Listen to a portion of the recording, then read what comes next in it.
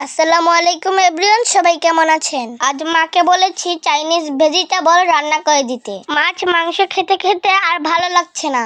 আমি কত ভালো মেয়ে, মাকে সবজি খাওয়ার কথা বলেছি। আমার মতো বাচ্চারা তো সবজি খেতেই চায় না। এখন মা একটি পাতিল বসিয়ে দিল সবজি রান্না করার জন্য। দিয়ে দিলে 1 টেবিল চামচ পরিমাণ সয়াবিন তেল, 1 চামচ পরিমাণ আদা বাটা, 1 চামচ পরিমাণ রসুন বাটা। রসুন আদা হালকা ভেজে দিয়ে দিল কুচি কুচি করা মুরগির মাংস। এখন মা আদা রসুনের মধ্যে মাংসটাকে অনেক ভালো করে ভেজে নেবে। এখন ভাজা মাংসের মধ্যে দিয়ে দিবে যতটুকু পরিমাণ সবজি রান্না করবে তার অর্ধেক পরিমাণ পানি। এখন মা কুচি কুচি করা পেঁপে আর গাজর পানিতে দিয়ে দিবে। পেঁপে গাজর হালকা সিদ্ধ করে দিয়ে দিবে ফুলকপি। পেঁপে গাজর আর ফুলকপি যখন সিদ্ধ হয়ে যাবে তখন দিয়ে দিবে বাঁধাকপি। এখন মা সবগুলো সবজির উপরে পেঁয়াজ দিয়ে দিল। 8-9টা আস্ত কাঁচামরিচ অর্ধেক করে ভেঙে দিয়ে দিল। এখন মা দিয়ে দিবে 1 চামচ পরিমাণ সাদা গোলমরিচ গুঁড়া, পরিমাণ মতো লবণ।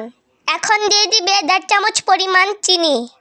দিয়ে দিল 2 টেবিল চামচ পরিমাণ সয়া সস। এখন মা একটি বাটিতে পানি নিয়ে নিবে।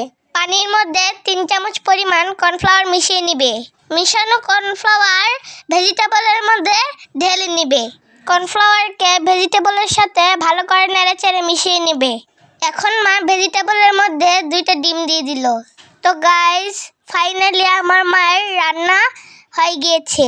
আপনারা চাইলে আমার মায়ের রেসিপি ফলো করে ঝটপট এরকম ভেজিটেবল রান্না করে ফেলতে পারবেন।